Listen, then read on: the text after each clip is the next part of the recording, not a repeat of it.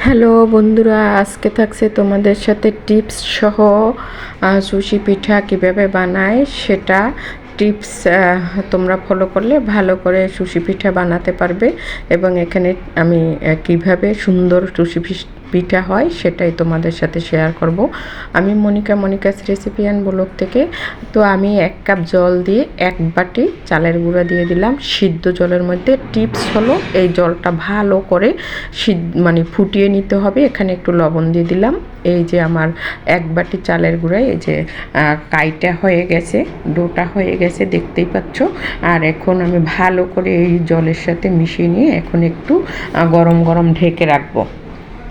তো ঢেকে রাখার পরে 5 মিনিট তারপর আমি নিয়ে আসলাম। আর এই ডোটা টিপস হলো ভালো করে মেখে নিতে হবে। যত মাখবে তত পিঠাটা সুন্দর হবে, ভাঙবে না এবং আস্তে আস্তে থাকবে। যদি ডোটা ভালো না মাখা হয় তাইলে পিঠাটা ভেঙে যায়। আর এটা গরম গরমই একটু মেখে নিতে হবে। তো আমি ভালো করে মেখে নিয়েছি। এই যে টুকরা টুকরা করে নিচ্ছি, দেখতেই পাচ্ছ। টুকরাগুলো একটা অংশ নিয়ে নিলাম আর একটা কিছু রেখে একটা অংশ এই যে আমি একটু হালকা চালের গুঁড়া দিয়ে লম্বা করে একটা দড়ির মতো পাকিয়ে নিলাম। আর টিপস হলো এই দড়িটা যত চিকন করা হবে এই চালের গুঁড়ার, তত পিঠাটা চিকন হবে এবং সুন্দর হবে, খেতে ভালো লাগবে। আর এটা যত মোটা হবে পিঠাগুলো তত মোটা হবে। এই টিপস সহ ফলো করলে তোমরা হাতে যে 2 হাত দিয়ে বানায় এভাবে বানাতে হবে না। এই যে দেখতে পাচ্ছ চিকন চিকন এবং ছোট ছোট হয়েছে। এভাবে করে আমি সবগুলো বানিয়ে নিব। তো আর যেই বাকি কাইটা থাকবে ওটা তোমরা একটা ভিজা গামছা বা রুমাল দিয়ে পেঁচিয়ে রাখবে। যদি সেটা না রাখো তাহলে ওটা দেখা যাবে যে শক্ত হয়ে গেছে, বানাতে ভালো হবে না। আর না হয় তোমরা একটা ফ্রাই প্যানে, যেটার মধ্যে আমি সিদ্ধ করেছি সেটার মধ্যেই ঢেকে রাখছি, আর ভিজা গামছা দিয়ে রাখতে হয়নি। তো আমার সবগুলো বানানো হয়ে গেছে, দেখতেই পাচ্ছ। 1 বাটি চালের গুঁড়ায়, এই বাটির চালের গুঁড়ায় আমার এতটুকু হয়েছে। আমি কম করেই বানিয়েছি। তো প্রথমে আমি 1 কেজি গরুর দুধ ভালো করে ফুটিয়ে নিয়েছি, একবারে ভালো করে ফুটিয়ে নিয়েছি। তো এখানে আমি হালকা একটু লবণ দিয়ে দিলাম।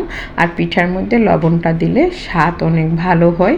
আর আগেই তো দুধটা অনেক ফুটিয়ে কমিয়ে নিয়েছি। এখন দেখতে পাচ্ছ দুধটা আরও ভালো করে ফুটিয়ে নিচ্ছি। এখন আমি দিয়ে দিব চাকা, যেটা খেজুর গুড় বলে, বাটারি গুড়। তো ওটা আমি দিয়ে দিচ্ছি। তোমরা চাইলে চিনি দিয়েও রান্না করতে পারো, কিন্তু এই পিঠাগুলো শীতকালে গুড় দিয়েই ভালো লাগে, বা খেজুর গুড় দিয়ে। আর এটা চাকা খেজুরি গুড়।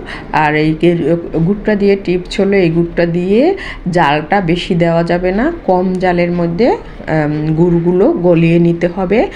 তো আমি গুড়গুলো ভালো করে গলিয়ে একটু দুধটা ফুটিয়ে পিঠাগুলো দিয়ে দিচ্ছি। আর পিঠাগুলো একসাথে দেওয়া যাবে না।